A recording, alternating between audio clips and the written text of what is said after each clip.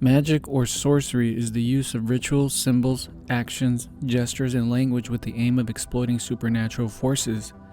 The belief in and practice of magic has been present since the earliest human cultures and continues to have an important spiritual, religious, and medical role in many cultures today.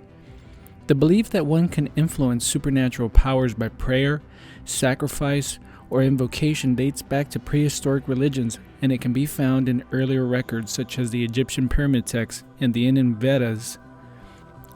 The concept of magic, considered distinct from religion, was widely recognized in Judaism, which defined the practices of pagan worship designed to appease and receive benefits from God other than Yahweh as magic. The problem with today's conspiracy researcher is they are ignorant to the unique craft that is utilized with almost all witchcraft and satanic practices. While it is very easy to point the finger at an unforeseen force to explain the unexplainable, this is not always the case. I do believe the source of magic is demonic. However, not all magic is being manipulated by a supernatural hand. I will expose many magic tricks to help understand the impact of believing in this type of magic. The lack of understanding creates mass confusion to those who believe in God and trying to help expose evil. In fact, many of the same magical tricks and principles used in shows are utilized in some of the greatest miracle crusades in churches today. I believe in the supernatural, and I do believe miracles do occur. However, to deceive, one needs not a supernatural hand. In fact, the first recorded deception in the Bible was the man-serpent, who identified a suggestible person and used sleight of words to make mankind fall. This is one of the bases used in magic. Yeah. Jimmy, repeat after me. Yes. Say ace, 2, 3, 4, 5, 6, 7, 8, 9, 10, jack, queen, king. Go ahead. Ace 2, 3, 4, 5, 6, 7, 8, 9, 10, jack, queen. I will king. give it to Good. David. This is a skill that is very difficult to master, and only the top people in the world can do this, and people in the psychology field, CIA, you name it. This is a very, very advanced skill that he's doing. So he's just asked Jimmy to repeat all the cards in a deck, ace through king. And Jimmy repeats. He has no idea why, but he repeats it. However, something very interesting happens when he repeats it. Jimmy begins to look at his cards when certain cards are named. If you notice, when David says ace, or he says ace, he'll look at his card. So David already knows he has an ace. While it may appear that David is reading his mind, he is actually reading his body language and is aware of the subconscious mind. The work of American psychiatrist Milton Erickson was based on medical hypnosis and creating solutions by reading and understanding the subconscious. Many leading magicians and con artists understand the subconscious and how to read body language, utilizing tools like neuro-linguistic programming.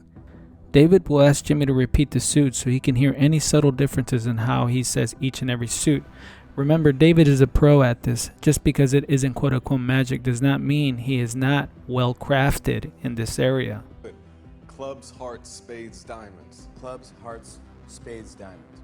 While it may seem impossible that David can tell which card Jimmy has, David is able to determine which card he has based on how Jimmy says each and every card suit. The ability to be aware of a person's body language to this degree is often utilized in a psychotherapeutic setting by some of the best therapists in the world. And get rid of the obvious one that you talked about, the ace of diamonds. Get rid. At this point, David has control of the audience. He's already made some impressive calls, and so people are now in state. They are more reacting with their subconscious. They're not really thinking about things. They're not really paying attention to detail, and they're more susceptible to predicting behavior. And this is what David Blaine is shooting for, and he's mastered, obviously. Now, if you see closely, David's about to put more cards on the table to carry out his next trick. Boom, right there. He put more cards on there.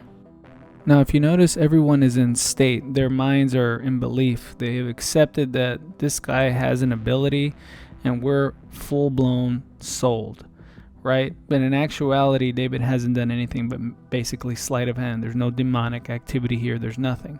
But not being aware of that and having yourself susceptible with someone with that ability is the real evil here. If you notice, David has told the gentleman pick a number up to 10. He didn't say pick a number 1 through 10. Now you might think that that's a detail, doesn't matter, but it actually plays a big role in how David is actually manipulating the gentleman to pick 3. Now you may not understand how that works, but let me tell you how.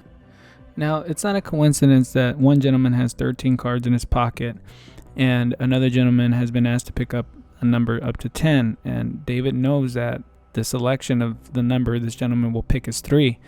The thing is that mind works at a subconscious level instinctively without you knowing, and once you're in state or you're into the moment, you're more likely to act on your subconscious mind.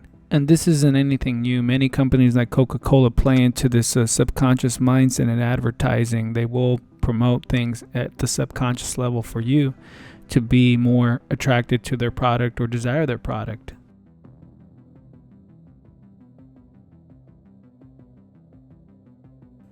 In this next magical trick expose, I will reveal to you how Dynamo is able to make the illusion he is magnificently turning his bank card into the stranger's bank card. While amazing on the surface, there is more trickery here than meets the eye. I will provide the basics of how Dynamo pulls this trick off. Step number 1. You must present the narrative to your audience and the person the trick is being applied to as you've never met before. While this is probably true, Dynamo certainly has seen this man before, and I will prove to you how he has. Step number 2. Select someone who is highly suggestible. In this case, we have a man who has obviously been drinking. Step number 3. Make sure your assistants are not identified. Dynamo will present a narrative that he is going to make his card turn into the gentleman's card, and after that, he will read his mind to guess his PIN number. As you can see here, he has made the illusion that he turned his own card into the gentleman's card. But in actuality, what's happened here is a sleight of hand. People keep forgetting that magicians are master pickpocket artists. For example, look at David Blaine in this trick. Alright, 13. Alright, 1, 2, 3, 4, 5, 6, 7, 8, 9, 10, 11, 12. See, as soon as you connect it, that's when that. Little did anyone know David had just taken the watch in front of everyone in a crowd. It is by no coincidence Dynamo has selected someone who has a similar bank card as his. This is part of the illusion. In this next trick, Dynamo guesses the individual's bank card PIN number. He could have gone about this several ways, but here he utilized using the unconscious mind. He's reading his lips actually. When you're under the influence of alcohol, it's harder to inhibit your actions. This is very true with subtle behaviors. Here, the gentleman isn't noticing that he's moving his lips and actually giving off information for Dynamo to guess his PIN number.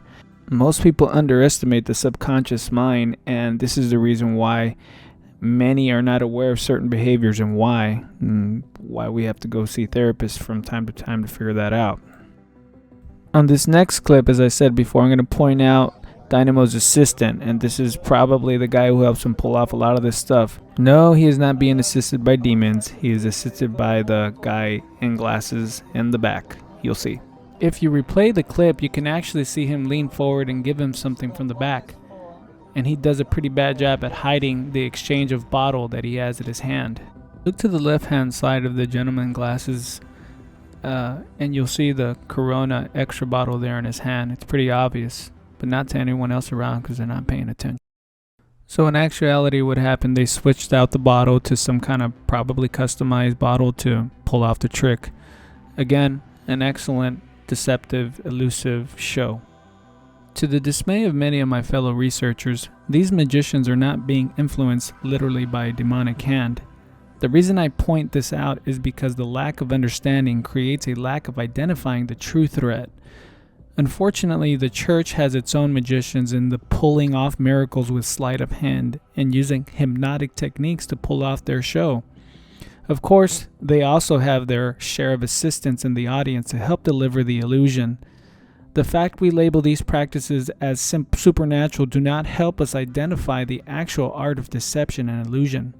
The truth is, this art can be found anywhere. simply by labeling them as the devil's hand creates an ignorant church that allows these same con artists to become church leaders. Therefore, I urge you to be vigilant so you can identify the enemy, even if it's in your backyard.